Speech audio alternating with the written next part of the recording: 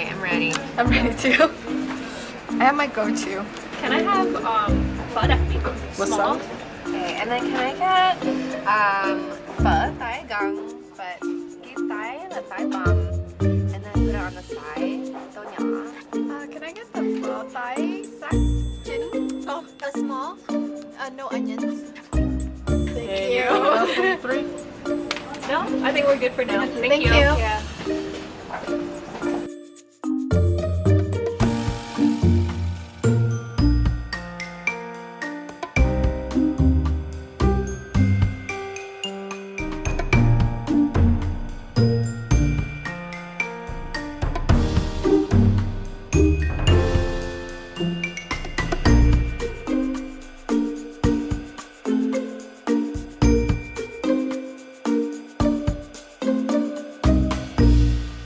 Columbusing is when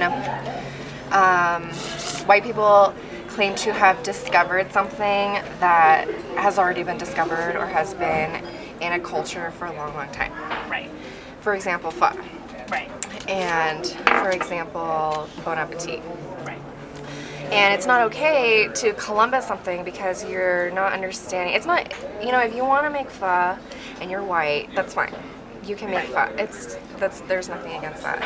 It's just that if you are telling us and the public how to eat, or that you've discovered something new that's trending and now it's, you know, it's becoming a huge thing, that's Columbusing, and that's not okay. I completely agree. I think, you know, like when I was in Vietnam, the broth and the pho in Vietnam differs from the South. Here, I think American pho is largely influenced by the southern way of cooking.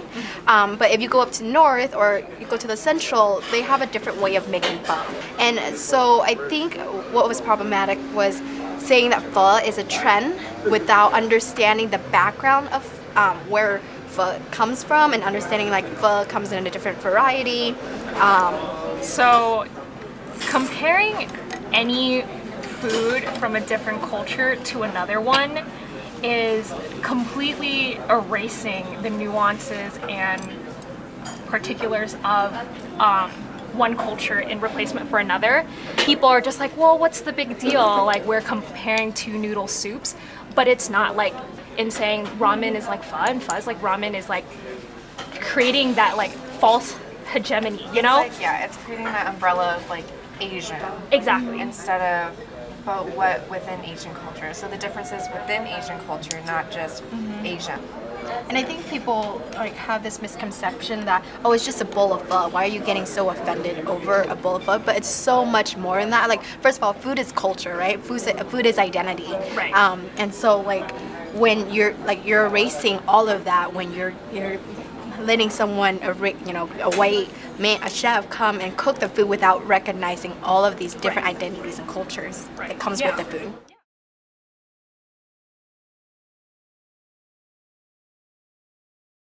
So I also feel like the other aspect of this video, and really the entire situation that unfolded from the video, was just a really poor instance of media representation.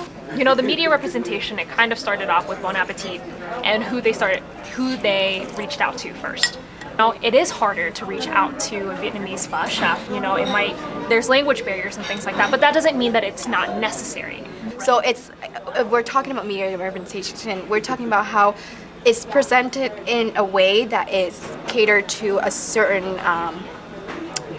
Demographic. Yeah, demographic. Exactly. And it's not really telling the whole story. Yeah, I feel like for the Vietnamese American audience, it's just a slap in the face. Like, why is it that we've always grown up being made fun of for our food, and you know, and a white chef gets to like make it cool? With pho is that they didn't think that, oh yeah, Vietnamese people have been cooking this for a really long time. They just thought, oh, well, there's a new person in town that we can talk to, and it looks like he's doing a great job, so we'll just go speak to him. And so they didn't ever think about our history. They didn't think about our culture. They didn't think about every thing that we've ever gone through with this dish. So without that, without the immigration here, do you think that pho would be here today? I don't think so. And they didn't think of any of that stuff. I think another issue is like we are never Asian American or AAPI or any in that general group. It's like ever in the conversation. Yeah, so I guess when Bon Appetit, they were, thinking of this video and thinking of who to feature and how do we frame it, there were probably no Asian Americans in the room, no Vietnamese American in the room. And that is so important to have diversity in the newsroom, diversity at the decision-making level. So then, someone in the room is going to be like, hey, I don't think this is okay, kind of.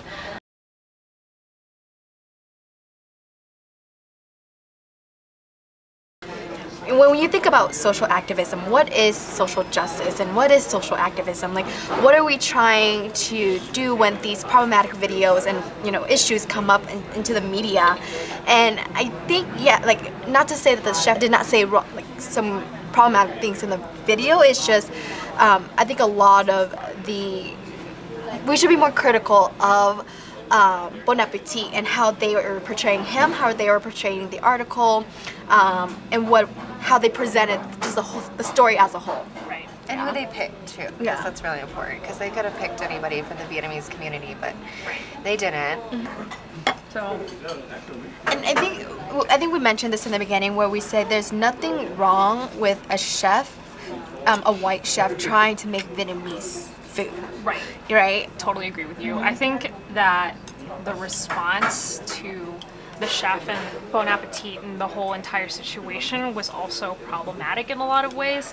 So, there were a lot of response articles to it, and I get it, like, people are angry and they have a right to be, like, they do, like, it's a good thing to care, but there were a lot of responses that were like the chef and like, screw you and like stop culturally appropriating our food and like all this stuff and this anger, and I just feel like there wasn't as much critical thought. So yeah. And when you're thinking about like what is progressive change and how to be critical, like if we are in a social justice community and we're trying to promote social awareness and social change, we have to think about what, like the why behind it. Yes. Like, right? And the chef is not the why.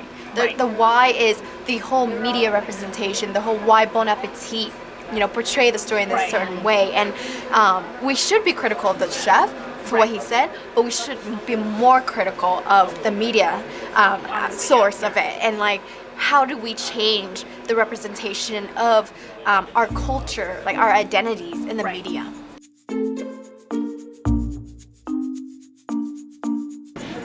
So I put all my meat down so that it cooks, and then I put my vegetables, my steamed